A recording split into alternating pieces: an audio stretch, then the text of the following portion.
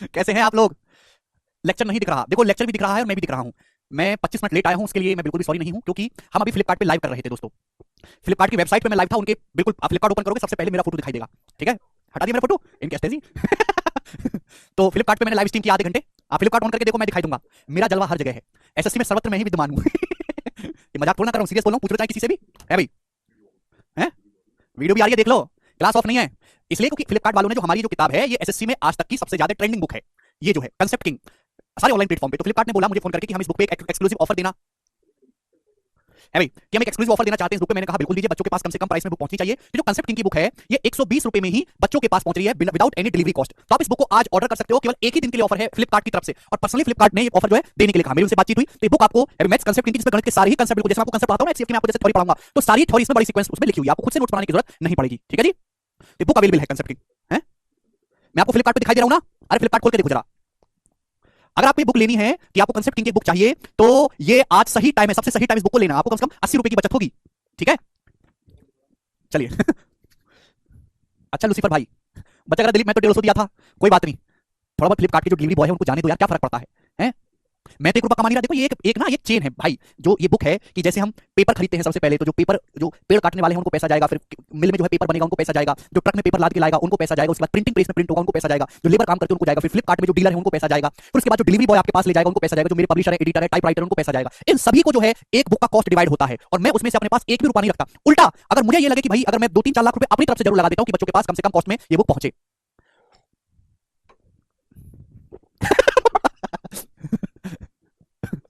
बस अगर कोट कहां गया? कोट हकीकत नहीं है, हकीकत यही है। कोट तो मैं ऐसे ही पहन लिया था। कोट उतार के रख दिया।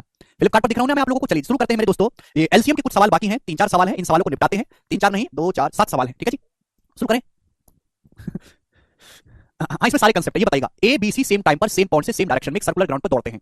ये देखो, ये लैंग्वेज बहुत फेमस है। बच्चों को सवाल लगता है टाइम स्पीड एंड डिस्टेंस का, लेकिन एक्चुअल में सवाल है एलसीएम का। ये एक सर्कुलर ग्राउंड है, इस पे दौड़ मारते हैं, एक स्टेडियम की तरह समझिए। 3 बंदे हैं ए बी और सी, सेम टाइम से सेम ही डायरेक्शन में एक ही बिंदु से दौड़ना शुरू करते हैं। तो तीनों बंदे एबीसी हैं, एक ही बिंदु से सेम दिशा में दौड़ना शुरू करते हैं।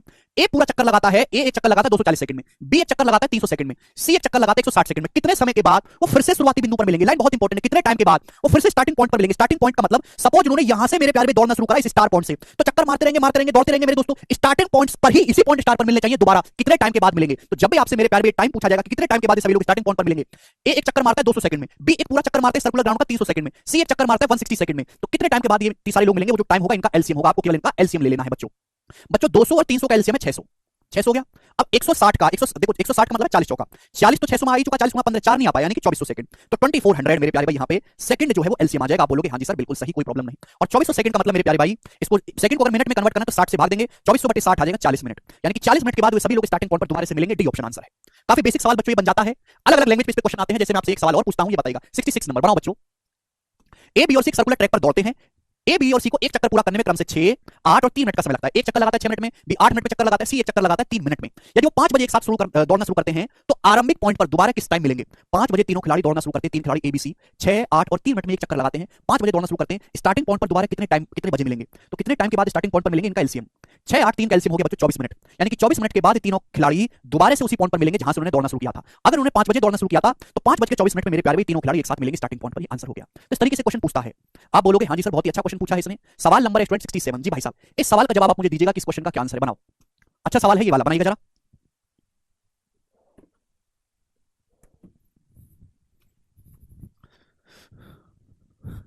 करो जरा, खुद से सोचना है। सर 240 है क्या? 240 है? What is 240? 2400 आएगा बेटा, दो दो जीरो है, 240 नहीं आएगा एलसीएम। 240, अच्छा 200, 240 के हिसाब से भी आ रहा है एलसीएम। चलो कोई दिक्कत नहीं, फिर तो 240 भी आप लोगे तो भी एलसीएम 2400 ही आना है। जी ये बताइए 67 नंबर बनाओ। From a point on a circular track 5 kilometre long, A, B, C starting running in the same direction at the same time with speed of 2.5 kilometre per hour, 3 kilometre per hour and 2 kilometre per hour respectively. Then on starting point all three will meet again after. सवाल में बोला है कि एक 5 kilometre का, किसका means का, ये 5 किलोमीटर का एक सर्कुलर ट्रैक है, 5 किलोमीटर का, ठीक है भाई? पता ना। इस पे 3 खिलाड़ी दौड़ना शुरू करते हैं एबीसी। ए दौड़ता है 2.5 किलोमीटर पर आवर की स्पीड से, बच्चों स्पीड दी है मेरे प्यारे भाई। ए 2.5 किलोमीटर पर आवर की स्पीड से दौड़ता है। बी इस पे दौड़ता है 3 किलोमीटर पर आवर की स्पीड से। आप बोलोगे हाँ जी सर।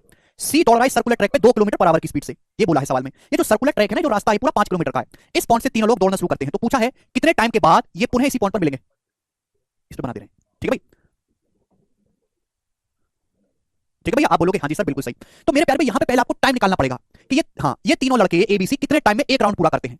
भैया सर्कुलर ट्रैक कितना है, 5 किलोमीटर लंबा है। अगर एक की स्पीड 2.5 किलोमीटर पर आवर है तो एक राउंड पूरा करने में एक राउंड का टाइम निकाला, एक राउंड को पूरा करने में एक कितना समय लेता है। टाइम बराबर होता है डिस्टेंस बटे स्पीड। 5 को 2.5 से भाग करेंगे यानी कि 2 घंटे। ए जो वो 2 घंटे लेता है मेरे दोस्तों, 2 आवर। बात समझे, आप बोलोगे हाँ जी सर बिल्कुल सही, 2 घंटे लेता है। बी की स्पीड है 3 किलोमीटर पर आवर, तो 5 किलोमीटर का सर्कुलर ट्रैक है, डिस्टेंस है 5, स्पीड 3 किलोमीटर पर आवर है, तो एक राउंड लगाने में 5/3 घंटे लेगा। सी की स्पीड है 2, 5 किलोमीटर का ट्रैक है मेरे प्यारे भी, सी 2 की स्पीड से दौड़ा है, 2 किलोमीटर पर आवर की स्पीड से, तो एक राउंड पूरा करने में कितना टाइम लगेगा, 5/2 घंटे लगेगा। टाइम बराबर डिस्टेंस बटे स्पीड। कितने टाइम के बाद ये सारे लोग एक दूसरे से मिलेंगे, वो जो टाइम होगा मेरे प्यारे इन तीनों का एलसीएम होगा। अब आप कहोगे सर ये तो फ्रैक्शन है, ये तो फ्रैक्शन है, फ्रैक्शन का एलसीएम तो आपने सिखाया नहीं, तो मैं आपको सिखाऊंगा फ्रैक्शन का भी, दशमलव का भी एलसीएम निकालना मेरे प्यारे भाई। अभी के लिए आपको जानकारी रखनी है कि अगर आपको फ्रैक्शन का एलसीएम निकालना है तो केवल अंश का आप एलसीएम ले लो। 2, 5 और 5 तीनों से कटने वाला नंबर है 10, 2, 5, 5 का एलसीएम 10 घंटे, यानी कि 10 आवर्स के बाद मेरे प्यारे भाई ये तीनों लोग स्टार्टिंग पॉइंट पर मिलेंगे। समझ में आया? ठीक है, चलेगा दोस्त। ओके ओके, दिख तो रहा ना मुझे ये 27 4 से 4 5 है, ये टीआर सेकंड की डेट है। अरे 2 मिनट में खत्म करके कर देने रिकॉर्ड।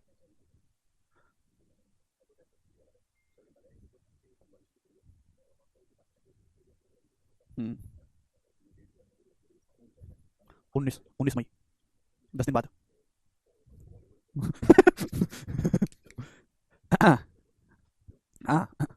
जी नमस्ते भाई, मुझे आप एक जानकारी देनी है। एसएससी सीजीएल 2022 के मेंस के सीपीटी का रिजल्ट डिक्लेयर कर दिया है और अभी अभी एसएससी की वेबसाइट पर नोटिस आया है, और सबसे अच्छी और मजे की बात यह है कि एसएससी सीजीएल का 2022 का फाइनल रिजल्ट 10 दिन बाद 19 मई को जारी होने वाला है। यानी कि 19 मई को हजारों लड़के हमारे देश में ऑफिसर बनने वाले हैं ग्रुप बी, और उसमें से हम बनाएंगे। हमारा योगदान भी काफी ज्यादा है, ठीक है। और इस बार मैं कोई कंट्रोवर्सी नहीं चाहता किसी भी प्रकार की, सीधी सीधी बात मान लो कि भैया रैंक 1 यहीं से पड़ा हुआ है, मान लो, किसी प्रकार की कोई कंट्रोवर्सी मैं नहीं चाहता, ठीक है भैया ना, मुझे इस भाषण में पढ़ना। और जैसे बच्चे आएंगे तो मैं आपको जितने भी टॉपर्स उनके इंटरव्यू लूंगा, उनसे बातचीत हम करेंगे, जिससे कि आपको जो है उनका सजेशन मिल पाए। मैं बता देना चाहता हूं कि जो सीपीटी हुआ था तो कैटेगरी वाइज जो कट ऑफ मार्क्स है जनरल के वो 36 हैं, और एससी के 27 है, एसटी के 24 है, ओबीसी के 33 है, सीपीटी के जो category wise cut off marks है।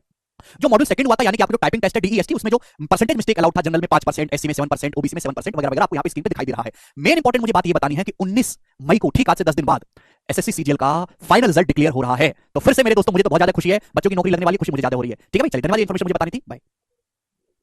दिखाओ जरा इनके कमेंट क्यों चल रहे? सौरभ कह रहे कहना क्या चाहते हो, आपके ही बैच में मैंने YouTube की वीडियो रिकॉर्ड कर दिया है, समझे। अभी सीजीएल का रिजल्ट आने वाला है 2022 का फाइनल, ठीक है ना। तो एक ही लाइव में मैंने दो काम कर दिए, मल्टी टैलेंटेड आदमी हो रहा हूं मैं आजकल। आगे चलते हैं, अगला सवाल, सवाल नंबर 70 80 बताइएगा, ठीक है जी, बताइए जल्दी से क्या आंसर है। 3 आदमी एक स्थान से दूसरे स्थान की ओर एक साथ चलते हैं, 3 आदमी एक जगह से दूसरी जगह जाते हैं, उनके कदम क्रम से 63, 70 और 77 सेंटीमीटर के। 3 आदमी एक जगह से दूसरी जगह जाते हैं और उनके जो कदम है, जो स्टेप है, मतलब एक का पहला आदमी का एक कदम 63 सेंटीमीटर का है, दूसरे आदमी का एक कदम 70 सेंटीमीटर का है, और तीसरा आदमी एक कदम में 77 सेंटीमीटर जाता है। मिनिमम दूरी कितनी तय की जानी चाहिए कि सभी उस दूरी को पूरे कदमों में तय कर सकें? मिनिमम कितनी डिस्टेंस चलनी चाहिए जिससे कि ये तीनों बंदे उस दूरी को पूरे पूरे कदमों में तय कर सकें? पूरे कदम का मतलब इंटीजर कदम चले, ऐसा नहीं कि इसको 4.5 कदम चलने पड़ रहे हैं, इसको 1.5 कदम चलना पड़ रहा है, इसको 2.5 कदम चलना पड़ रहा है। तो जो दूरी होगी मेरे प्यारे में इनका एलसीएम होगी, एलसीएम को मिनिमम डिस्टेंस है जो इन सबसे पूरा पूरा डिवाइड होगा, तो मुझे इनका एलसीएम लेना है। यानी कि 63 मेरे दोस्तों आता है 7 और 9, आंसर 9 का मल्टीपल भी होना चाहिए 7 का, ये ऑप्शन 9 का मल्टीपल नहीं है। दूसरा मेरे प्यारे भाई 77 में छुपा होता है 11, 11 का मल्टीपल 9 3 12 है, और 11 का मल्टीपल नहीं है, ये 11 का मल्टीपल है 6 3 9 और 9, ये 11 का मल्टीपल नहीं है। तो यानी कि एक ही ऑप्शन सी 11 का मल्टीपल है, ये उत्तर हो जाएगा। आगे चलते हैं, तो बेसिक सवाल बन गया आप लोगों के लिए। सवाल नंबर है आपके सामने बच्चों 65, करो। ये ऐसे सवाल है एलसीएम की लैंग्वेज पे, इसमें ये नहीं बोला कि एलसीएम निकालो, आपको खुद पहचानना पड़ेगा सवाल को पढ़ के, इसमें एलसीएम निकालना है केवल। अब जैसे आईसीआर टेक्नीशियन 2022 का सवाल है, एक gardener wants to plant tree in garden such that no tree remain unplanted. एक माली बगीचे में पेड़ इस तरीके से लगाना चाहता है कि कोई भी पेड़ जो है अनप्लांटेड ना रहे, सारे पेड़ लग जाए। यदि प्रत्येक पंक्ति में वृक्षों की संख्या समान है, हर पंक्ति में जो दोस्तों सेम पेड़ हैं, और 105 या 210 या 315 525 पंक्तियां हैं, पंक्ति या तो 105 है या 210 है या 315 है या 525 है, तो लगाए गए वृक्षों की मिनिमम संख्या क्या है, कितने पेड़ कम से कम लगाने चाहिए? देखिए मेरे प्यारे भाई ध्यान सुनिएगा, एक माली जो है बगीचे में लगाना चाहता है पेड़, इस तरीके से लगाना चाहता है कि कोई भी पेड़ ऐसा ना रहे जो लगा ना हो, और पेड़ लगने लाइन में, हर लाइन में आपको सेम पेड़ लगाने हैं, यानी कि जितने पेड़ पहली लाइन होंगे उतनी दूसरी में, उतनी तीसरी में, उतनी चौथी में, और जो लाइन है या तो लाइन आप 105 बनाओगे या 210 बनाओगे या 315 या 525, तो लगा के पेड़ों की न्यूनतम संख्या, यानी कि आपको एक ऐसी संख्या चाहिए जो 105 से भी कटती हो, 210 से भी कटती हो, 315 से भी कटती हो, 525 से भी कटती हो, यानी कि आपको निकालना इनका एलसीएम, केवल यही था मेरे प्यारे भाई, ठीक है ना। अब मेरे दोस्तों मैं ऑप्शन से चेक कर लूंगा, 210 पे छुपा होता है 21, 21 से, ये नंबर 21 से नहीं कटता, ये नंबर भी 21 से नहीं कटता, 21 से कम 21 बचा 14, ये भी 21 से नहीं कटता, अकेला एक ऑप्शन है जो 21 से कट रहा है, यही आंसर हो जाएगा, बात समाप्त। आगे आपको चल करने की कोई जरूरत ही नहीं है, ठीक है। लास्ट के 2 क्वेश्चन आपको कराऊंगा, दोनों ही बहुत खतरनाक क्वेश्चन है। सवाल नंबर आपके सामने 70, ये जो सवाल नंबर 70 है और 71 दोनों ही एक टाइप के सवाल हैं। अब बच्चों 71वां सवाल मैं पिछले 5 साल से बैचेस में करवा रहा हूं, पिछले 4 साल से, और 70वां सवाल इसी से इंस्पायर होकर एग्जामिनर ने डाला है, और ये सवाल कोई बहुत टफ एग्जाम का नहीं है, एसएससी के जीडी के पेपर का 2022 का क्वेश्चन लेटेस्ट। जरा इस सवाल को करो। बोला है यदि पहले 110 नेचुरल नंबर का एलसीएम n है, पहली 110 नेचुरल नंबर का अगर एलसीएम n है, तो पहली 115 नेचुरल नंबर का एलसीएम क्या होगा, आंसर n की टर्म में बताना है। देखो नेचुरल नंबर जानते हैं 110 का मतलब होता है, एक पहले 110 नेचुरल नंबर मतलब 1 से लेके 110 तक, ये 1 से लेके 110 तक के नेचुरल नंबर है। सवाल में इनका जो एलसीएम बोला है वो n बोला है कि इनका एलसीएम n है। तो पूछा ये है कि पहली 115 संख्याओं का एलसीएम ज्ञात करिए। ये सवाल पूछा, बहुत लॉजिकली सोचना है आपको। देखो बच्चों, आपको सवाल पूछा पहली 115 संख्याओं का एलसीएम, मैं पहली 110 का तो मुझे पता है, पहली 110 संख्याओं का एलसीएम n है। अब मुझे 110 से आगे की देखनी है। 110 से आगे कौन कौन से नंबर है? 111, 112, 113, 114, 115। मुझे केवल वो मटेरियल देखना है x जो 1 से लेके 110 में काउंट नहीं हो पाया। 111 ऑलरेडी 1 से लेके 110 में आता है। 111 का मतलब है 3 गुना 37। 1 से लेके 110 में 3 भी आ चुका है, 37 भी आ चुका है, 112, 112 भी काउंट हो चुका है। 112 मतलब 16 7 112। 1 से लेके 110 के एलसीएम में 7 भी आ चुका है, 16 भी आ चुका है। 114 का मतलब 19 छिक्का 6 भी ले लिया हमने, 19 भी ले ली। 115 का मतलब 23 पंजे। 1 से लेके जब आप 1 से लेके 110 का एलसीएम निकालोगे तो उसमें 5 भी आएगा और 30 भी आएगा, और 5 गुना 30 115 होता है। मतलब ये सारे नंबर तो 1 से लेके 110 के एलसीएम में ऑलरेडी आ चुके। रह क्या गया? 113। 113 ही अकेला ऐसा नंबर रह गया जो इसमें नहीं आ पाया मेरे प्यारे भाई, यानी कि n में 113 से गुना और करनी है, ये आपका एलसीएम आ जाएगा पहली 115 संख्याओं का। बात समाप्त। क्लियर है? तो आसान है, लग रहा है सभी बच्चों ने कर लिया ये वाला। तो लास्ट क्वेश्चन करेंगे प्यारे भाई, एलसीएम का करेगा। ये क्वेश्चन मैंने जो है बहुत सारे टाइम से दिया हुआ है, अलकामा के कुछ पल्ले नहीं पड़ा। अगर आपको पल्ले नहीं पड़ा तो जाके आप एलसीएम की परिभाषा पढ़ो कि एलसीएम होता क्या है। हाँ है? बताना हो गया, दिखे राजकुमार। सवाल में बोला है कि 1 से लेके 20 तक की संख्याओं का एलसीएम x है, 1 से लेके 27 तक की संख्याओं का एलसीएम k गुना x है। तो आपसे पूछा k का मान क्या है, बताओ। जब सवाल में आपसे बोल दिया कि 1 से लेके 20 तक की संख्याओं का जो एलसीएम है वो x है, 1 से लेके 27 तक की संख्याओं का एलसीएम है k गुना x। ये k क्या है? x में k से गुना क्यों हुई? k वो नंबर है, देखो मैं बात जानता हूं कि 1 से लेके 20 तक की संख्याओं का जो एलसीएम है वो x है, लेकिन 20 के बाद, 20 के बाद भी तो नंबर आते हैं 21 22 23 24 25 26 27। के वो नंबर है जो 21 से 27 का वो मटेरियल जो 1 से 20 के एलसीएम में नहीं आ पाया। 21 से 27 का वो नंबर आपको ढूंढने हैं जो 1 से लेके 20 तक के एलसीएम में नहीं आ पाए, वो आपको ढूंढने हैं। अब सुनो बच्चों, मुझे बात तो पता चली कि 1 से लेके 20 तक का एलसीएम x है, लेकिन 1 से लेके 27 तक का बोला k गुना x। तो k वो नंबर है 20 के बाद 21 से लेके 27 तक, वो नंबर आपको ढूंढने हैं जो 1 से लेके 20 तक नहीं आ पाए। 20 के बाद आता है बच्चों 21। बच्चों 21 तो ऑलरेडी आ चुका है। 1 से लेके 20 तक का जवाब देखोगे, जब आप 1 से लेके 20 तक का, अरे यार क्यों नहीं सोचते, बुद्धि क्यों नहीं लगाते आप? 1 से लेके जब आप 20 तक का एलसीएम निकालोगे तो उसमें 21 तो ऑलरेडी इंक्लूड हो चुका है कि नहीं हो चुका? जब आप 1 से लेके 20 तक का एलसीएम निकालोगे तो उसमें 21 ऑलरेडी शामिल है। क्यों? कि 21 का मतलब होता है 3 7 21, 3 भी आ चुका है और 7 भी आ चुका है, 21 तो ऑलरेडी शामिल है। 21 के बाद 22, 22 भी 1 से लेके 20 तक के एलसीएम में 22 ऑलरेडी आ चुका है। 22 का मतलब 2 और 11, 2 भी आ चुका, 11 भी आ चुका। इसके बाद आया 23। 1 से लेके 20 तक के एलसीएम में कहीं भी 23 नहीं आता, तो मुझे 23 से गुणा करनी पड़ेगी। 23 के बाद 24, 24 ऑलरेडी आ चुका है 1 से लेके 20 तक के में, 3 भी 24 का 3 8 24, 3 भी आ चुका, 8 भी आ चुका। क्लियर? 24 के बाद आता है 25। थोड़ी बुद्धि लगाओ बच्चे, यहीं पे गलती करते हैं। 25 का मतलब होता है 2 बार 5, 25 का मतलब होता है 5 गुना 5, 2 बार 5।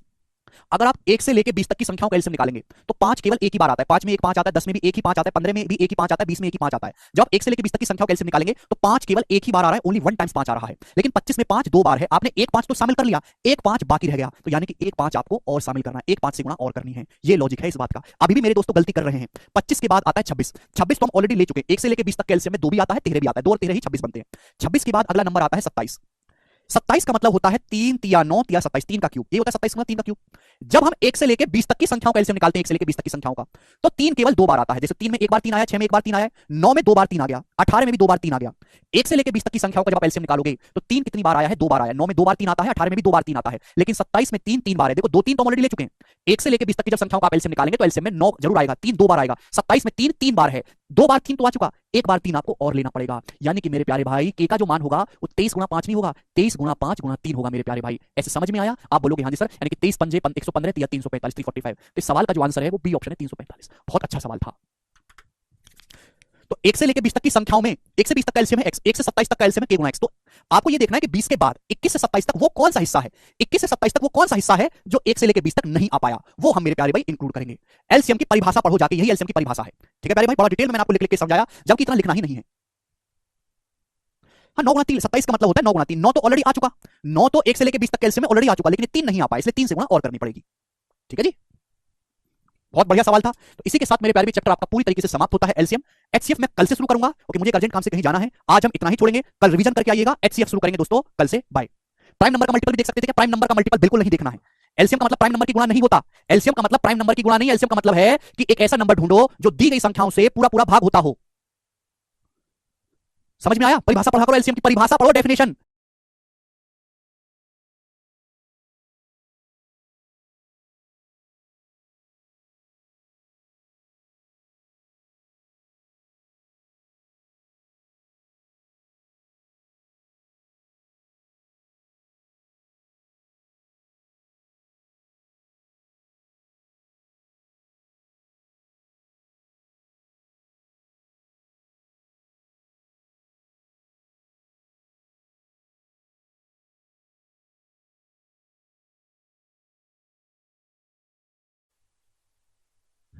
हेलो दोस्तों, नमस्ते भाई, गुड इवनिंग। कैसे हैं आप लोग?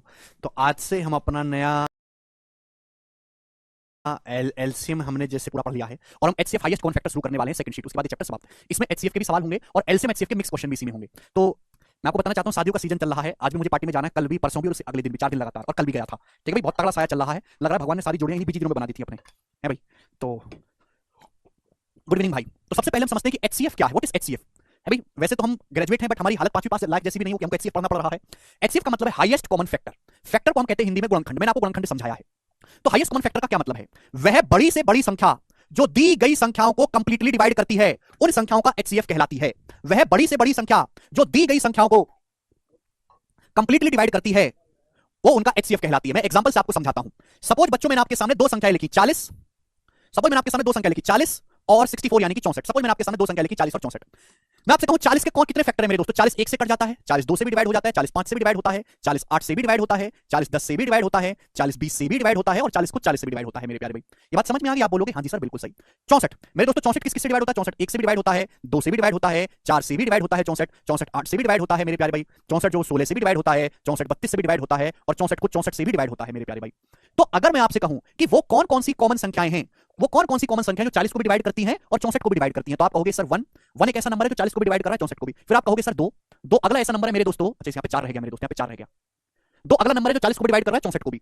इसके बाद मेरे दोस्तों आया आपके सामने 4 4 अगला नंबर है जो 40 को भी डिवाइड कर रहा है, 64 को भी। इसके बाद आया मेरे दोस्तों आपके सामने यहाँ पर 8। यानी कि ये वो सब संख्याएं हैं जो 40 को भी डिवाइड करती हैं और 64 को भी डिवाइड करती है। वो सभी कॉमन फैक्टर, ये कॉमन फैक्टर, वो सभी संख्याएं जो 40 को भी डिवाइड कर रही है, 64 को भी डिवाइड कर रही है। इनमें सबसे बड़ा कौन सा कॉमन फैक्टर है? सबसे बड़ा, तो आप कहोगे सर 8। 40 और 64 के कॉमन फैक्टर में 8 ही वो सबसे बड़ा नंबर है। 8 ही वो सबसे बड़ा नंबर है जो 40 को भी भाग कर रहा है और 64 को भी भाग कर रहा है। इसी को हम बोलते हैं मेरे प्यारे भाई एचसीएफ। सभी को परिभाषा समझ में आई? यानी कि अगर मैं आपसे कहूं कि 40, 64 का आप लोग मुझे एचसीएफ निकाल के बताइएगा, तो आप कहोगे सर 8। 8 वह दुनिया की सबसे बड़ी से बड़ी संख्या है जो 40 को भी कंप्लीटली डिवाइड करती है और 64 को भी डिवाइड करती है। आप बोलोगे हां जी सर। सभी को समझ में एचसीएफ की परिभाषा क्या है? तो मेरे दोस्तों मैं लिख भी देता हूं। HCF is the greatest common divisor. HCF is the greatest common factor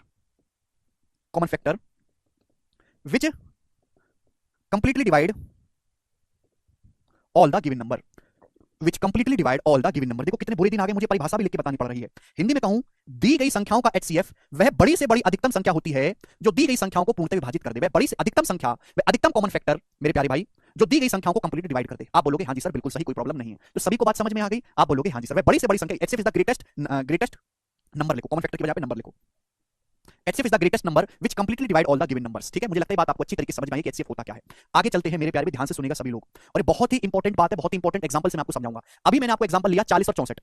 40 और 64 का एचसीएफ क्या है मेरे दोस्तों? 8। 8 वह बड़ी से बड़ी संख्या जो 40 को भी डिवाइड करती है और 64 को भी डिवाइड करती है। यानी कि 40 और 64 का एचसीएफ 8 है। 40 को मैं लिख सकता हूं 8 पंजे 40, 40 को मैं लिख सकता हूं 8 पंजे 40। आप बोलोगे जी सर। 64 को मैं क्या लिख सकता हूं? 64 को मैं लिख सकता हूं 8 अट्ठे 64। 64 को मैं क्या लिख सकता हूं बच्चों? अट्ठू मट्ठू 64। तो आप मुझे बताओ कि 40 और 64 का जो हाईएस्ट कॉमन फैक्टर है मेरे दोस्तों 8 है। अगर आप संख्याओं में से हाईएस्ट कॉमन फैक्टर निकाल लेंगे तो जो बचेगा, हाईएस्ट कॉमन फैक्टर निकालने के बाद 40 और 64 में हाईएस्ट कॉमन फैक्टर 8 है। 8 निकालने के बाद 40 में बचा 5 और 64 में बचा 8। जो बचेगा उनमें कुछ भी कॉमन नहीं होगा। अगर आप संख्याओं में से एचसीएफ हाईएस्ट कॉमन फैक्टर निकाल लोगे तो जो बचेगा मेरे दोस्तों 5 और 8, उनमें कुछ भी कॉमन नहीं होगा। यानी कि ये दोनों नंबर आपस में को प्राइम यानी कि सह अभाज्य होंगे, इनमें कुछ भी कॉमन नहीं होगा। बात समझ में आई? आप बोलोगे जी ये बहुत इंपॉर्टेंट कंसेप्ट है, बहुत बहुत इंपॉर्टेंट कंसेप्ट मेरे दोस्तों। जैसे मैं आपके सामने एक एग्जांपल ले लेता हूं, 56 और 77।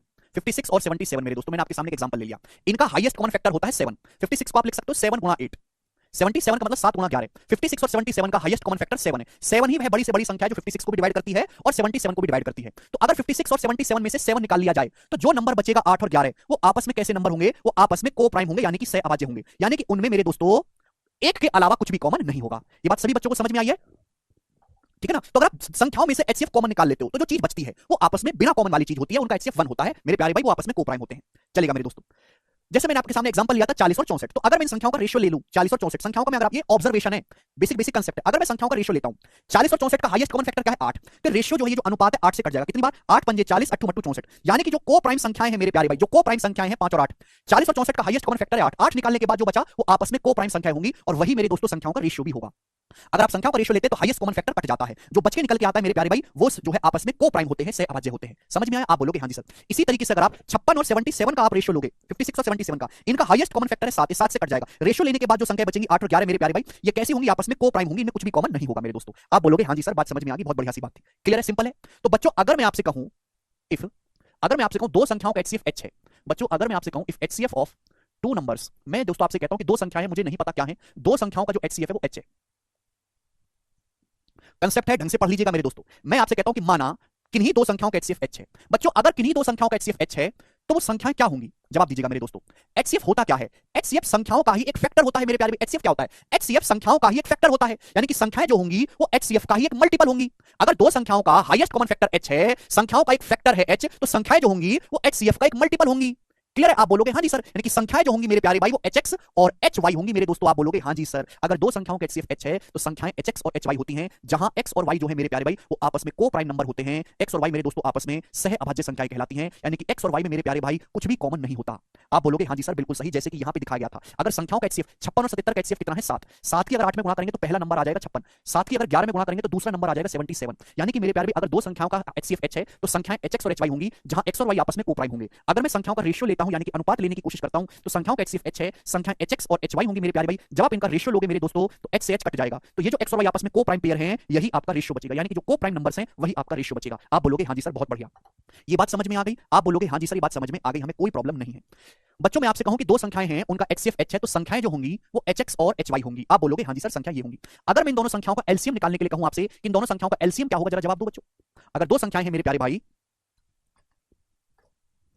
रोहित कह रहे what is your opinion about Khan sir. मैं कौन होता हूं किसी के बारे में कोई ओपिनियन देने वाला? खान सर बढ़िया टीचर है, अच्छा पढ़ाते हैं, मेरा उनके बारे में किसी प्रकार का ओपिनियन बेवजह रखने का कोई मतलब नहीं है। ठीक है भाई, अच्छे अध्यापक अपना काम कर रहे हैं, ईमानदारी से कर रहे हैं। That's it. चलिए मेरे दोस्तों, तो भाई अगर आपके सामने दो संख्याएं हैं उनका एचसीएफ एच है तो संख्या एचएक्स और एचवाई होंगी, ठीक है ना? तो संख्याओं का एलसीएम क्या होगा?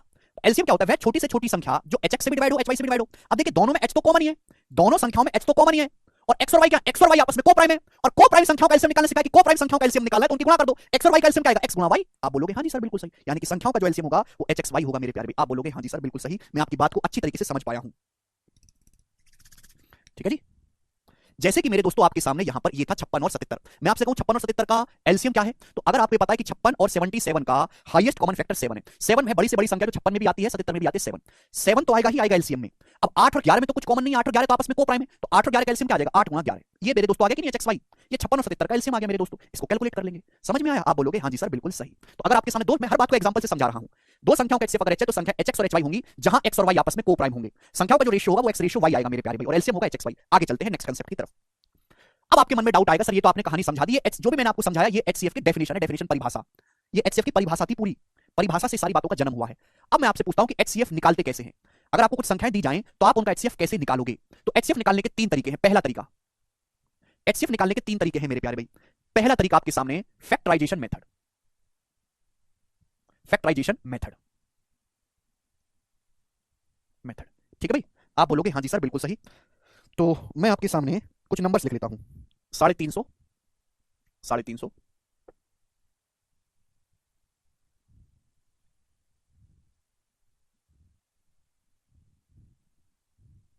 448, ठीक है भाई, और 616,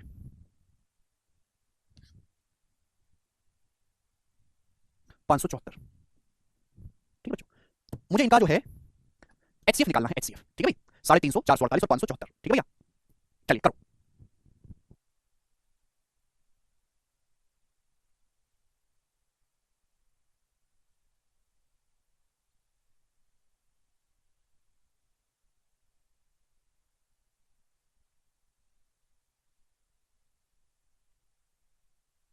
देखिएगा मेरे प्यारे भाई जी, अगर आपको संख्याओं का एचसीएफ निकालना है तो पहले आप इनका प्राइम फैक्टराइजेशन करो। प्राइम फैक्टराइजेशन मतलब इनको प्राइम फैक्टराइजेशन करिए, जैसे हम एलसीएम में किया था। 350 को आप लिख सकते हो मेरे दोस्तों, 350 मतलब 25 से कट रहा है, 25 गुणा 14, 14 का मतलब 2 सत्ते 14 और 25 का मतलब 5 का स्क्वायर, ये आ जाएगा मेरे प्यारे, ये हो गया प्राइम फैक्टराइजेशन। 448 किससे जा रहा है मेरे दोस्तों? 448 जा रहा है आपका 8 से, 8 से 8 8 पंजे 40, 8 48 मेरे दोस्तों, ठीक है भाई। तो 8 का मतलब 2 का क्यूब, 56 का मतलब फिर वापस से 8 सत्ते 56 हो गया, यानी कि 8 हो गया 64। 64 का मतलब हो गया 2 की पावर 6, 2 की पावर 6 गुणा 7, 2 की पावर 6 गुणा 7, यानी आप बोलोगे हाँ जी सर बिल्कुल सही। 574, 574 किससे कट रहा है? 2 से, क्लियर है?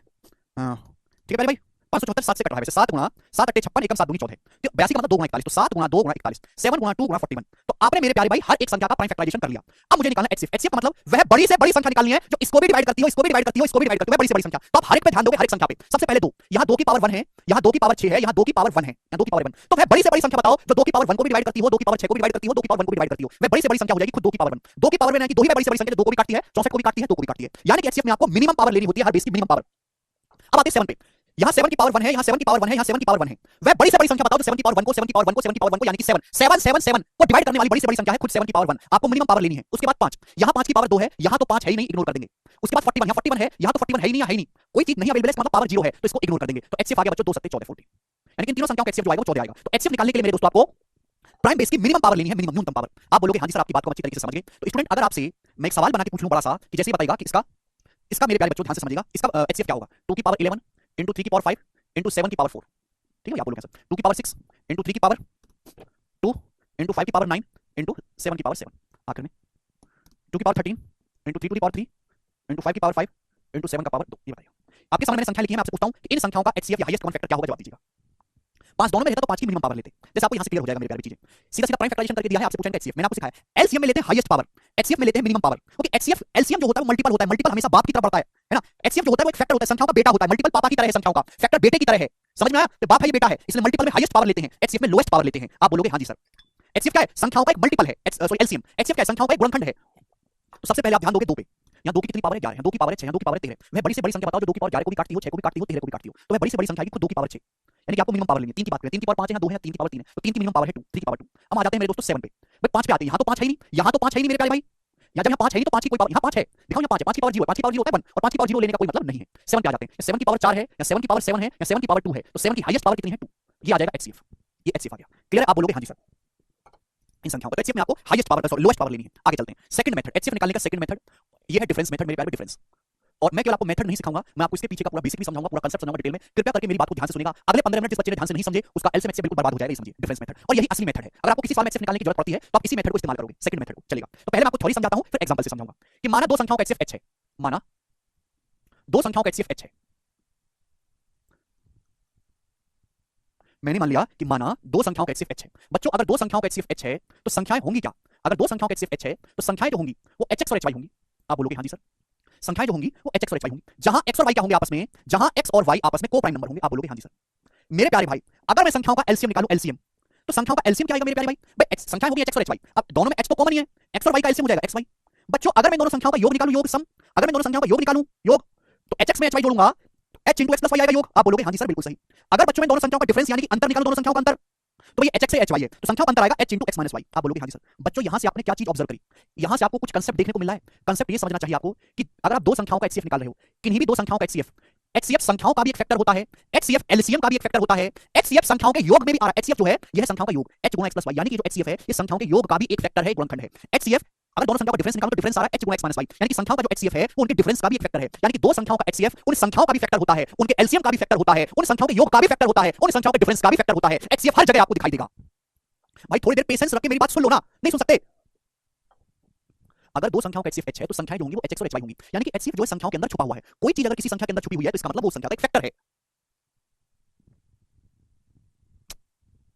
हद होती है भाई इतने बेकार बालक को यार, भाई इतने दुष्ट कैसे हो यार तुम लोग? अगर 2 संख्याओं का एचसीएफ h है, जिस हिसाब से आपकी स्पीड है ना किसी चीज को समझने की, ये नंबर सिस्टम 6 महीने में खत्म होगा, जितनी आपकी स्पीड है एक छोटी सी बात को समझने की। हद होती है भाई यार किसी चीज की, एक आसान सी बात को समझने में इतना टाइम थोड़ा लेना है। मैंने मान लिया कि माना किन्हीं 2 संख्याओं का जो एचसीएफ है h है, मुद्दे की तरह सुनते हो जैसे मर गए प्राण निकल गए, पूरी बात में समझाऊं तब आप बात को भौंकना अपने मुंह से। माना 2 संख्याओं का एचसीएफ जो है वो h है, तो संख्याएं जो होंगी वो hx और hy होंगी। क्योंकि एचसीएफ की परिभाषा क्या है, एचसीएफ की डेफिनेशन क्या है? वह बड़ी से बड़ी संख्या जो दी गई संख्याओं को कंप्लीटली डिवाइड करती है एचसीएफ कहलाती है। यानी कि एचसीएफ जो होता है संख्याओं का एक फैक्टर होता है, या फिर मैं उल्टा कहूं कि संख्याएं जो होती हैं एचसीएफ का जो है मल्टीपल होती हैं, तो इस वजह से संख्या hx और hy होंगी, जहां x और y को प्राइम होंगे। जब मैं संख्याओं का एलसीएम निकालूंगा h दोनों जगह है, h यहां भी है, h यहां भी है, h आ गया कॉमन, x और y का एलसीएम x गुणा y। अगर मैं दोनों संख्याओं का योग करूंगा, योग का मतलब hx और hy का अगर मैं योग करूंगा तो ये होना चाहिए योग, h कॉमन आ जाएगा, ब्रैकेट में क्या बचेगा? ब्रैकेट में बचेगा x plus y। इस बात को मैंने डायरेक्ट लिख दिया। अगर मैं दोनों संख्याओं का डिफरेंस लूंगा, hx में से hy घटाऊंगा तो डिफरेंस आएगा h कॉमन ले लेंगे x minus y। तो मैंने ये देखा कि अगर 2 संख्याओं का एचसीएफ h है तो एचसीएफ संख्याओं का भी एक फैक्टर है, एचसीएफ संख्याओं के अंदर भी छुपा हुआ है, एचसीएफ एलसीएम के अंदर भी छुपा हुआ है, एचसीएफ संख्याओं के योग में भी आता है, एचसीएफ संख्याओं के डिफरेंस में भी आता है। यानी कि एचसीएफ एलसीएम का भी एक फैक्टर है, एचसीएफ संख्याओं के योग का भी फैक्टर होता है, एचसीएफ संख्याओं के डिफरेंस का भी फैक्टर होता है, और एचसीएफ उन संख्याओं का भी एक फैक्टर होता है।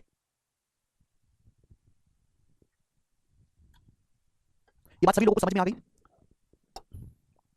ठीक है, इस बात को चाहे आप अपनी भाषा में लिख लो, ठीक है, इस बात को चाहे आप अपनी भाषा में लिख लो कि HCF of two numbers is a factor of numbers, their LCM, their sum and their difference. Clear है? आप बोलोगे हां जी सर बच्चों।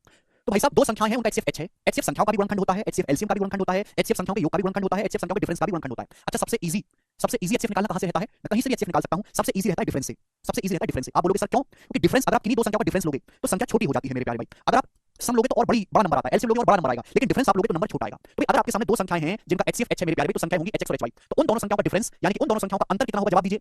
संख्याओं का अंतर कितना होगा, तो आप कहोगे सर दो संख्या एचएक्स और एचवाई है, मैं इनका डिफरेंस निकालूंगा तो ये आएगा मेरे प्यारे भाई, एच आ गया कॉमन, एच कॉमन आ गया, ब्रैकेट में बचेगा एक्स माइनस वाई। आप बोलोगे हां जी सर बिल्कुल सही, कोई प्रॉब्लम नहीं है। तो मेरे प्यारे मेरी बात को समझिएगा बड़े प्यार से, ठीक है भाई। चलो अब यहाँ पर दो केस बनते हैं, यहाँ पर दो केस बनते हैं। पहला केस, यदि सवाल में डाटा, चुपचाप मुर्दे की तरह सुनते रहो, बाद में बोलना जो कुछ बोलना है आपको। यदि सवाल में डाटा इस प्रकार से सेट है कि x माइनस वाई 1 के बराबर है, यदि सवाल में डाटा ऐसा सेट है कि x और y का जो डिफरेंस है वो 1 है मेरे प्यारे भाई, x और y का डिफरेंस 1 है, तो जो संख्याओं का मेरे दोस्तों डिफरेंस आएगा, यदि x माइनस वाई 1 के बराबर हो गया तो h गुणा 1 h आ गया। अगर x माइनस वाई 1 के बराबर है तो जो संख्याओं का डिफरेंस होगा मेरे प्यारे भाई वही आपका HCF बन जाएगा। आप बोलोगे हां जी सर बिल्कुल सही, कोई प्रॉब्लम नहीं। अगर x और y की वैल्यू ऐसी सेट है कि उनका डिफरेंस 1 है तो जो संख्याओं का डिफरेंस है मेरे प्यारे भाई वही HCF हो जाएगा। एग्जांपल के लिए मैं आपके सामने लिखता हूं दो संख्याएं, मैंने आपके सामने दो संख्याएं लिखी 66 और 77, मैंने आपके सामने दो संख्याएं लिखी हैं 66 और 77। कोई अंधा भी देख के बता सकता है कि इन दोनों संख्याओं का HCF 11 है। कैसे पता चला? 66 का मतलब होता है 11 गुणा 6, 77 का मतलब होता है 11 गुणा 7। अगर आप इन दोनों संख्याओं का डिफरेंस लोगे मेरे प्यारे, डिफरेंस तो 77 और 66 का डिफरेंस का मतलब यह है कि बड़ी संख्या में से छोटी संख्या को घटा दो। 77 में से 66 को घटाएंगे तो डिफरेंस आएगा मेरे दोस्तों 11। और 11 क्या है? 11 मेरे दोस्तों 77 और 66 का HCF है। 11 ही वह सबसे बड़ी संख्या है जो 66 को डिवाइड करती है और 77 को डिवाइड करती है। 11 ही वह सबसे बड़ी संख्या है, यानी कि डायरेक्ट दोनों संख्या का डिफरेंस करने पर HCF के बराबर आ गया। ऐसा क्यों हो पाया कि यहां x और y की वैल्यू ऐसी सेट है कि उनका डिफरेंस 1 है। 77 का मतलब है 11 गुणा 7, 66 का मतलब है 11 गुणा 6। जब इनका डिफरेंस लेंगे तो 11 कॉमन आ जाएगा, ब्रैकेट में बचेगा 7 - 6 और 7 - 6 क्या होता है? 1 होता है, यानी कि मेरे प्यारे भाई तो 11 गुणा 1 11। तो अगर सवाल में डाटा ऐसा सेट है कि संख्याओं का डिफरेंस 1, x और y का डिफरेंस 1 आ रहा है, को प्राइम पेयर का डिफरेंस 1 आ रहा है, तो जो संख्याओं का डिफरेंस होगा डायरेक्ट वही आपका HCF हो जाएगा। क्लियर? आप बोलोगे हां जी सर बिल्कुल क्लियर। मेरे दोस्तों अब आपके मन में डाउट आ रहा होगा कि सर अगर x - y का मान 1 नहीं हुआ, यदि x और y का मान 1 नहीं है, भाई x कुछ बच्चों को जो गधे बालक हैं, जो दुष्ट है, राक्षस, जिनका पढ़ाई से कोई लेना देना नहीं है, वो कहेंगे सर अगर x - y 0 हो गया तो कैसे करेंगे? x - y 0 होने का मतलब x बराबर y होगा, x बराबर y का मतलब दोनों संख्याएं ही आपस में बराबर होगी और बराबर संख्याओं का HCF नहीं पूछा जाता पेपर में। तो x - y का मान या तो 1 होगा, दूसरा केस, या फिर x - y का मान 1 से बड़ा होगा मेरे प्यारे भाई। आप बोलोगे हां जी सर बिल्कुल सही, कोई प्रॉब्लम नहीं है। आप कहोगे सर नेगेटिव क्यों नहीं हो सकता? मैं इस सवाल में बोल रहा हूं डिफरेंस मतलब बड़ी संख्या में से छोटी संख्या को घटाना है, तो मुझे केवल x - y की पॉजिटिव वैल्यू लेनी है। अगर x - y की वैल्यू 1 के बराबर है तो जो संख्याओं का डिफरेंस है वो डायरेक्ट ही HCF के बराबर होगा। लेकिन अगर x - y का मान 1 से बड़ा है, यानी कि x - y 1 के अलावा 2 है, 3 है, 4 है, 5 है, 6 है, कोई और नंबर है, तो संख्याओं का जो डिफरेंस है वो HCF का एक मल्टीपल है मेरे दोस्तों। यानी कि इस केस में HCF जो होगा, इस केस में HCF जो होगा is a factor of HCF is a factor of difference. इस केस में HCF जो आएगा मेरे दोस्तों वो डिफरेंस के बराबर नहीं होगा। अगर x - y का मान 1 से बड़ा है तो HCF जो है वो संख्याओं के डिफरेंस के बराबर नहीं होगा। HCF जो होगा वो संख्याओं के डिफरेंस का एक फैक्टर होगा, एक गुणनखंड होगा। क्लियर है? आप बोलोगे हां जी सर बिल्कुल सही, मैं आपकी बात को समझ गया। सपोज संख्याओं का डिफरेंस आ रहा है h गुणा 3, तो यानी कि जो HCF है मेरे दोस्तों वो डिफरेंस का ही एक फैक्टर है। भाई क्यों नहीं समझते? फैक्टर समझते हो कि क्या होता है यार? फैक्टर बिल्कुल खुद चूसिया तुम लोगों ने यार पढ़ाई के नाम पे। यदि x - y का मान 1 से बड़ा है तो जो डिफरेंस होगा वो HCF का बराबर नहीं आएगा, यानी कि HCF एक ऐसा नंबर होगा जो डिफरेंस के अंदर छुपा हुआ होगा, यानी कि HCF जो है मेरे प्यारे भाई वो डिफरेंस का एक फैक्टर होगा। आप बोलोगे हां जी सर। तो यहां से आपको ये बात समझ में आई है कि अगर आप किन्हीं भी दो संख्याओं का HCF निकाल रहे हैं तो HCF या तो डिफरेंस के बराबर होगा या फिर HCF डिफरेंस का एक फैक्टर होगा। HCF का मान कभी भी संख्याओं के डिफरेंस से बड़ा नहीं हो सकता। HCF of two numbers can't be greater than difference of these numbers. दो संख्याओं का HCF या तो उनके डिफरेंस के बराबर होगा या HCF डिफरेंस का भी एक गुणनखंड होगा। अगर x - y का मान 1 के बराबर है तो संख्याओं का डिफरेंस ही HCF बन जाएगा, लेकिन अगर x - y का मान 1 से बड़ा है तो डिफरेंस जो होगा वो उसका कोई फैक्टर HCF बनेगा। यानी कि मेरे दोस्तों दो संख्याओं के HCF की वैल्यू कभी भी उनके डिफरेंस से बड़ी नहीं हो सकती, या तो डिफरेंस के बराबर होगी या डिफरेंस का एक गुणनखंड होगी। वेरी वेरी इंपॉर्टेंट कांसेप्ट आपके सामने आया है। आप बोलोगे हां जी सर बिल्कुल सही, मैं आपकी बात को समझ गया। एग्जांपल के लिए मेरे दोस्तों आपके सामने मैं समझाता हूं, ध्यान से समझिएगा। मैंने आपके सामने मेरे प्यारे भाई दो नंबर लिखे हैं, एक लिखा है मैंने आपके सामने 204 और एक मैंने 204 नहीं 221 और एक हमने लिखा है 306।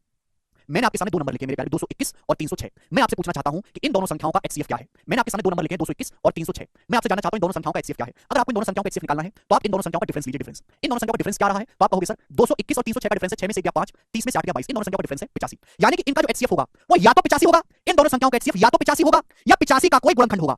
क्या इन दोनों संख्याओं का HCF 85 है? नहीं। क्यों नहीं है 85 HCF? कि 85 221 को भाग नहीं करता। क्या 85 221 को डिवाइड करता है? नहीं। क्या 85 से 306 डिवाइड होता है? नहीं। यानी कि 85 इन दोनों संख्याओं का HCF नहीं है। तो 80 यानी कि अगर 85 HCF नहीं है तो 85 का कोई फैक्टर होगा जो HCF होगा। 85 का सबसे बड़ा फैक्टर होता है 17 गुणा 5। 85 का 17 गुणा 5। मैं सबसे बड़े फैक्टर को चेक करता हूं। 85 का सबसे बड़ा फैक्टर है 17। कहीं 17 तो HCF नहीं है मेरे प्यारे भाई। 17 से भाग करेंगे 221 को, 17 एकम 17 5 17 51 पूरा डिवाइड हो गया। 17 से भाग करेंगे 306 को, 17 एकम 17 13 17 136 पूरा डिवाइड हो गया। तो 17 वो सबसे बड़ा नंबर है जो 221 को डिवाइड कर रहा है, 306 को डिवाइड कर रहा है, यानी कि 17 ही मेरे प्यारे भाई इन दोनों संख्याओं का HCF होगा। आप बोलोगे हां जी सर बिल्कुल सही, कोई प्रॉब्लम नहीं है। तो इस केस में डाटा ऐसा सेट किया गया था कि ये डिफरेंस यहां पे डायरेक्ट डिफरेंस जो है वो HCF के बराबर है। यहां डिफरेंस का कोई फैक्टर HCF बन रहा है। ऐसा क्यों हुआ? उसके पीछे कारण है कि 221 का मतलब होता है बच्चों 17 17 एकम 17 5 17 51। 306 का मतलब होता है बच्चों 17 17 एकम 17 13 17 136। अगर मैं दोनों संख्याओं का डिफरेंस लूंगा मेरे प्यारे भाई, तो जब मैं डिफरेंस लूंगा इन दोनों का तो दोनों में 17 कॉमन है, 17 तो कॉमन आ जाएगा, ब्रैकेट में बचेगा मेरे प्यारे भाई 13 डिफरेंस 18। इसको बोलते हैं डिफरेंस का साइन, ये माइनस का साइन है, डिफरेंस का साइन है। मैं आपसे कहूं 3 - 5 क्या होता है तो आप कहोगे सर -2 होता है। मैं आपसे कहूं 3 और 5 का डिफरेंस क्या होता है आप कहोगे सर 2 होता है। डिफरेंस का मतलब बड़ी संख्या में से छोटी संख्या को घटाना, दैट्स इट। है ना? कौन कहां है ये नहीं देखना होता आपको। अगर मैं इनका डिफरेंस लूंगा 17 तो कॉमन है मेरे दोस्तों, ब्रैकेट में क्या बचेगा 18 - 13 बचेगा मेरे प्यारे ब्रैकेट में। तो 18 - 13 की वैल्यू 1 के बराबर मेरे प्यारे भाई यहां पे नहीं है। 18 - 13 इज नॉट इक्वल टू 1। लेकिन यहां पे जो डाटा है वो ऐसा सेट है कि 7 - 6 इज इक्वल टू 1। तो मेरे प्यारे भाई अगर x - y की वैल्यू 1 के बराबर है तो जो आपका डिफरेंस है वही HCF बन जाता है, जो संख्याओं का डिफरेंस है वही HCF बन जाता है। लेकिन मेरे प्यारे भाई अगर x - y की वैल्यू 1 के बराबर नहीं है या 1 से बड़ी है मेरे दोस्तों तो डिफरेंस जो है वो डायरेक्ट कभी आपका HCF नहीं बनता, डिफरेंस का कोई फैक्टर आपका HCF बनेगा मेरे प्यारे भाई। एक्चुअली 18 - 13 होता है है 5। 5 ना तो 221 में आता है, 5 ना ही 306 में आता है। इस वजह से 5 तो एचसीएफ में आएगा ही नहीं, इसको इग्नोर कर देते हैं। तो जो बचा मेरे प्यारे वही आपका एचसीएफ बचा। आप बोलोगे हाँ जी सर, यह है दूसरा तरीका। समझ में आया? तो सभी लड़कों को मेरी बात समझ में आ गई है? क्लियर है? राजू का डाउट है यदि 3 नंबर हो तो, हाँ 3 नंबर हो तो मैं वो भी समझाऊंगा, चिंता ना कर बेटा। ठीक है भाई? तो इस बोर्ड पे जितना भी कंसेप्ट लिखा हुआ है सभी को आप समझ गए क्या? कि दो संख्याओं का एचसीएफ है तो एचसीएफ में फिर से रिवाइज कर देता हूं, अगर दो संख्याओं का एचसीएफ एच है तो एचसीएफ संख्याओं का भी एक फैक्टर होता है, एचसीएफ एलसीएम का भी फैक्टर होता है, एचसीएफ संख्याओं के योग का भी एक फैक्टर होता है, एचसीएफ संख्याओं के डिफरेंस का भी एक फैक्टर होता है। एचसीएफ निकालने के लिए सबसे इजी चीज रहेगी डिफरेंस, क्योंकि सारे नंबर तो बड़े बड़े डिफरेंस छोटा आएगा, घटाने की चीज छोटी हो जाती है। दो संख्याओं का डिफरेंस ये है, यहाँ पे दो केस बनते हैं। अगर x - y 1 के बराबर है तो जो आपका डिफरेंस है वही एचसीएफ होगा, लेकिन अगर x - y का मान 1 नहीं है, x - y की वैल्यू 1 के बराबर नहीं है मेरे प्यारे भाई, ठीक है, तो उस केस में जो एचसीएफ होगा वो डिफरेंस का एक फैक्टर होगा। यानी कि एचसीएफ की जो वैल्यू है वो कभी भी दो संख्याओं के डिफरेंस से बड़ी नहीं हो सकती। ये मैंने आपको सारी बात समझाई। आप बोलोगे हाँ जी सर। चलिए मैं आपको और एग्जांपल जैसे मैं आपसे पूछता हूं जरा बताइएगा। ठीक है भाई? 928 और 1102, चलिए इनका एचसीएफ बताओ। आपके सामने सवाल आ गया, मैंने आपके सामने दो नंबर दिए हैं 928 और बच्चों 1102। मैं आपसे जानना चाहता हूं कि इन दोनों संख्याओं का एचसीएफ क्या होगा। 928 और 1102 हमें जानना चाहते हैं कि इन दोनों संख्याओं का एचसीएफ क्या होगा। करिए बताइएगा प्यारे दोस्तों। देखो मेरे प्यारे भाई, ये बात आपको समझने की है कि दोनों ही नंबर इवन है, दोनों ही नंबर इवन है, तो अगर दोनों ही नंबर इवन है तो एचसीएफ भी इवन ही होगा, एचसीएफ भी इवन नंबर आएगा। ठीक है? आप बोलोगे हाँ जी सर। अगर आपको एचसीएफ निकालना है तो आप पहले दोनों संख्याओं का डिफरेंस लो। डिफरेंस तो 1102 में अगर 928 को घटाऊंगा तो 72, 274 और 174, डिफरेंस आएगा 174। डिफरेंस कितना आएगा मेरे दोस्तों? 174। 174। आप बोलोगे हाँ जी सर बिल्कुल सही, कोई भी इसमें प्रॉब्लम नहीं। यानी कि एचसीएफ जो भी होगा या तो 174 होगा एचसीएफ, इन दोनों संख्याओं का एचसीएफ या तो 174 होगा या फिर 174 का कोई फैक्टर होगा मेरे प्यारे भाई। अब बच्चों क्या 174 इसको भाग करता है? 928 को भाग लगा के देखो, 174 से तुरंत कर लोगे। अभी 17 5 85 17 6 102 नहीं होता, यानी कि 174 एचसीएफ नहीं है। तो 174 का कोई फैक्टर चेक करो, 174 का आधा करो, 2 8 16 और मेरे प्यारे भाई 2 7 14 87। 174 का आधा करो मेरे प्यारे भाई 87। अब मेरे दोस्तों 87 का इसको डिवाइड करता है? अभी नहीं करता। 87 क्या इसको डिवाइड करता है मेरे दोस्तों? नहीं। वैसे भी मेरे प्यारे भाई ध्यान से सुनिएगा, वैसे भी अगर ये दोनों नंबर इवन है तो एचसीएफ भी इवन होना चाहिए मेरे प्यारे भाई। 174 का आधा है 87, 174 को आप क्या लिख सकते हो? 2 गुणा 87। 87 आप बोलोगे हाँ जी सर बिल्कुल सही, कोई प्रॉब्लम नहीं है। तो दो तो इन दोनों के एचसीएफ में आएगा ही आएगा, 2 तो आएगा ही आएगा। एचसीएफ 174 तो है नहीं, 174 का कोई फैक्टर है। 87 का मतलब है 29 तिया, 29 3 29 तिया मेरे प्यारे भाई, तिया। मेरे प्यारे भाई 3 3 ना तो इसको भाग करता है ना इसको भाग करता है, इसके अंदर क्या होगा? 2 और 1 3 1 4, यानी कि ये नंबर ना तो ये नंबर 3 से भाग होता है ना ये नंबर 3 से भाग होता है, यानी कि 3 तो एचसीएफ में आएगा नहीं, 2 जरूर आएगा क्योंकि 2 दोनों में है। अब हम चेक करेंगे 29 को, क्या 29 को भाग करता है? 29 3 87, 5 29 दूनी 58 करता है। 29 3 87 मेरे प्यारे भाई बच जाएगा 87 के बाद 23 और 29 8 मेरे दोस्तों आपका 300 जो 232, ये भी पूरा पूरा भाग हो रहा है, यानी कि ये दोनों नंबर 2 से भी डिवाइड हो रहे हैं, ये दोनों नंबर 29 से भी डिवाइड हो रहे हैं, तो यानी कि इनका जो एचसीएफ होगा वो 2 गुणा 29 58 होगा, 58। 58 इन दोनों संख्याओं का एचसीएफ होगा। तो आपको थोड़ी सी जुगाड़बाजी देखनी है मेरे दोस्तों, जब तक आप जुगाड़बाजी नहीं देखोगे जल्दी नहीं कर पाओगे। ठीक है जी? ये मैंने एक और एग्जांपल आपके सामने लिया। अब आपके मन में डाउट आ रहा होगा सर अगर 3 नंबर हो आपके सामने जैसे 330 456 और 703, इनका एचसीएफ निकालो मेरे प्यारे। 330 456 और 703 इनका एचसीएफ क्या होगा? कैसे करेंगे बताइएगा? बच्चा सर इनका रेशियो ले सकते हैं क्या? बेटा रेशियो लेने के भी तो ये पता होना चाहिए कि नंबर कटेंगे किससे। 330 456 703 बताइए।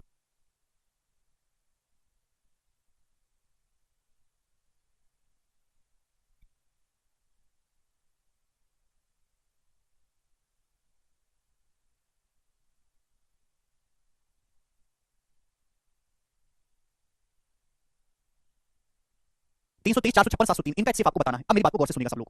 सवाल ये है, तीन संख्याओं का आपको एचसीएफ निकालना है तो कभी भी तीन संख्याओं का एचसीएफ डायरेक्ट नहीं निकलेगा, आप दो ही संख्याओं का एचसीएफ निकालो। पहले पहले आप दो ही संख्याओं का एचसीएफ निकालो, और वो भी उन संख्याओं का जिनका जल्दी निकल सके। जल्दी किनका निकलेगा? इन दोनों का। क्यों? जिन दोनों संख्याओं में डिफरेंस कम रहेगा, जितना छोटा नंबर होगा उसमें एचसीएफ चेक करना और आसान रहेगा। तो आप दो ही संख्याओं का एचसीएफ निकालो पहले, और उन संख्याओं का जिनमें डिफरेंस कम हो, इन दोनों में डिफरेंस कम है, इनमें ज्यादा होगा डिफरेंस, इनमें और ज्यादा होगा, इन दोनों में डिफरेंस कम है।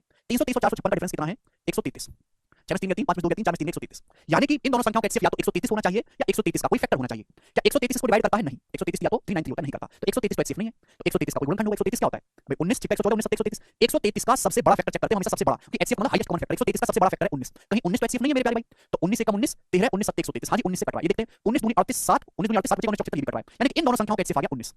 इन दोनों संख्याओं का एचसीएफ 19 आ गया मेरे प्यारे भाई। ठीक है? तो मैंने दो संख्याओं का एचसीएफ निकाल लिया, तीसरी का मुझे निकालने की जरूरत ही नहीं। अगर 19 से ये तीसरी संख्या कट गई तो 19 ही एचसीएफ है, और नहीं कटी तो एचसीएफ 1 है। क्या 19 इसको भाग देता है? आप कहोगे सर 19 दूनी 38, 19 के 57 बचेगा 13, 19 7 133, हां जी 19 इस संख्या को भाग लगा रहा है, यानी कि इन तीनों संख्याओं का एचसीएफ क्या हो गया? 19 हो गया। ठीक है? तो अगर आपको तीन संख्याओं का एचसीएफ निकालना भी है मेरे प्यारे भाई तो आपको घबराने की कोई जरूरत नहीं है, आप दो ही संख्याओं का एचसीएफ निकालो पहले। ठीक है जी? उसके बाद एचसीएफ निकल गया 19 मेरे प्यारे भाई, इस संख्या को डिवाइड कर रहा है तो 19 ही एचसीएफ हो जाएगा तीनों का। अगर डिवाइड नहीं करता, सपोज यहां पे 703 की बजाय हो जाता 705 705, तो आप क्या करते मेरे प्यारे भाई? क्या करते? तो इन दोनों संख्याओं का एचसीएफ है 19। 19 है बड़ी से बड़ी संख्या, जिसको भी काटती है इसको भी काटती है। क्या 19 इसको भाग दे रहा है? 19 के 57 13 बच जाएगा 135 नहीं भाग दे रहा, यानी कि इन तीनों संख्याओं का एचसीएफ आ जाएगा फिर 1, क्योंकि जब 1 ही सबसे बड़ा नंबर बचा तो इन तीनों को काटता हूं, तो मेरे प्यारे इन तीनों का एचसीएफ उस केस में 1 आ जाएगा। बात समझे? तो मैं आपको हर एक एग्जांपल जो है यहां पे डिटेल में लेके बता रहा हूं, जिससे आपको कोनो दिक्कत ना आए। ठीक है भाई? आप बोलोगे जी सर बहुत बढ़िया, चलेगा दोस्तों। एक लास्ट एग्जांपल मैं आपके सामने और लेता हूं, ठीक है ना? बड़े नंबर का लेते हैं कुछ 23 इंटू, अच्छा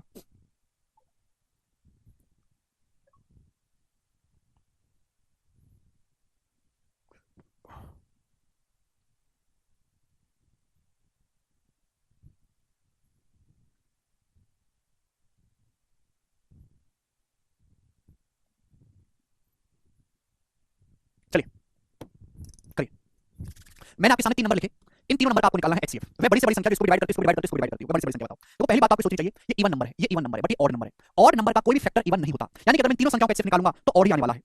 मैं आपसे कहने लगा नंबर है 63, 63 ऑड नंबर है, क्या 63 किसी इवन नंबर से कटता है? नहीं कट सकता। तो अगर आपके पास ये इवन है, बट ये वाला है ऑड, तो एचसीएफ जो आएगा वो हमेशा ऑड नंबर ही आएगा, इवन तो आ ही नहीं सकता, क्योंकि कोई इवन नंबर इसको काटेगा ही नहीं। पहली बात मुझे निकालना है मेरे प्यारे भाई एचसीएफ। आप बोलो हां जी सर निकालेंगे, आपकी बात को बिल्कुल पेशेंस बना के सुन रहे हैं। तो आप दो ही संख्याओं का एचसीएफ निकालो मेरे दोस्तों, मैं दोनों का निकालता हूं, इन दोनों का डिफरेंस लेना इजी रहेगा। इन दोनों संख्याओं का डिफरेंस कितना है मेरे प्यारे भाई? तो आप कहोगे सर 1 12 में से 1242 घटाएंगे तो आ जाएगा आपका 230, 230, 230 आ गया मेरे प्यारे भाई। यानी कि मैं ये कह सकता हूं मेरे प्यारे भाई कि या तो एचसीएफ 230 होगा, इन दोनों संख्याओं का एचसीएफ या तो 230 होगा या 230 का कोई गुणनखंड होगा। अब देखो दोनों ही नंबर इवन है, तो 230 में मेरे दोस्तों 2 आता है, 2 गुणा 115, 115 मतलब 30 पंजे 115, 30 पंजे 115 मेरे प्यारे होता है 230 का मतलब।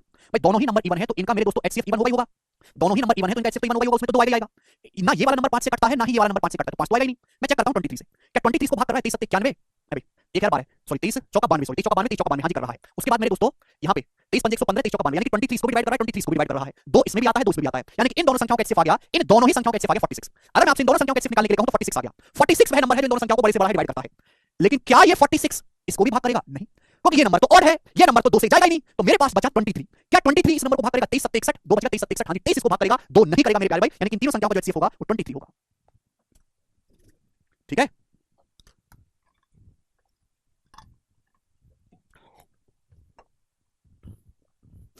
तो इस तरीके से मेरे प्यारे भाई आप एचसीएफ निकाल सकते हैं। डिफरेंस मेथड, गोल्डन मेथड, काफी सारे एग्जांपल से मैंने आपको समझाया, अच्छी तरीके से आपको समझ में आएगा। बाकी दोस्तों मैं आपको कल बताऊंगा। एक जानकारी और है कि कल सिक्सल का नोटिफिकेशन आउट हुआ है, जिसमें अभी 1600 वैकेंसी है, वैकेंसी आगे बढ़ने के चांसेस भी है। ठीक है, हालांकि वैकेंसी बहुत कम है, दयनीय स्थिति है, इतनी वैकेंसी नहीं होनी चाहिए। सिक्सल की जॉब प्रोफाइल के बारे में जो बच्चे नहीं जानते, मैं उनको बता देना चाहता हूं कि सिक्सल जो है एक 12th लेवल के बेसिस पे होने वाला एग्जाम है, जिसको एसएससी कंडक्ट कराती है। मेडिकल इसमें कुछ खास ऐसा होता नहीं है, सिर्फ आपको सीमो जो है ऑफिसर उसकी जो स्टाम्प चाहिए, फिजिकल नहीं होता इसमें। ऑफिस की जॉब है, डेस्क जॉब है, दिव्यांगों के लिए बराबर अपॉर्चुनिटी है, मंडे टू फ्राइडे की जॉब करनी होती है, सैटरडे संडे आपका फुल ऑफ होता है। सैलरी जो है मेरे प्यारे, अगर सिक्सल की ओवरऑल सैलरी बात करूं तो 40 से 45,000 मिनिमम आपकी सैलरी होती है। सबसे कम सैलरी एलडीसी की होती है, जिसे जेसी भी बोलते हैं मेरे दोस्तों। लेवल 2 ये जॉब है, लगभग इसकी सैलरी जो है वो आपकी 35,000 के आसपास, 38,000 के आसपास बनती है। ठीक है, सबसे बड़ी जॉब जो है वो लेवल 5 की होती है मेरे प्यारे, डीईओ, और इसमें सबसे ज्यादा सैलरी होती है। इसमें पोस्ट जो है डिपेंड करती है मेरिट पे, जितने अच्छे आपके मार्क्स होंगे, उससे जितनी अच्छी आपकी रैंक होगी, उसी के हिसाब से आपको होम स्टेट मिलने के चांसेस हैं। ऑल ओवर इंडिया की पोस्टिंग होती है, ऐसा नहीं पर्टिकुलर आप दिल्ली या बेंगलोर में ही रहोगे। ठीक है, तो आप इसको फॉर्म भर सकते हो। जो बच्चा ग्रेजुएट है तो आपने जो है सिक्सल 12 तो पास है, इस वाला आप सिक्सल का फॉर्म भरिए, फॉर्म ओपन हो चुके हैं, फॉर्म भर लीजिए। ठीक है भाई, चलिए।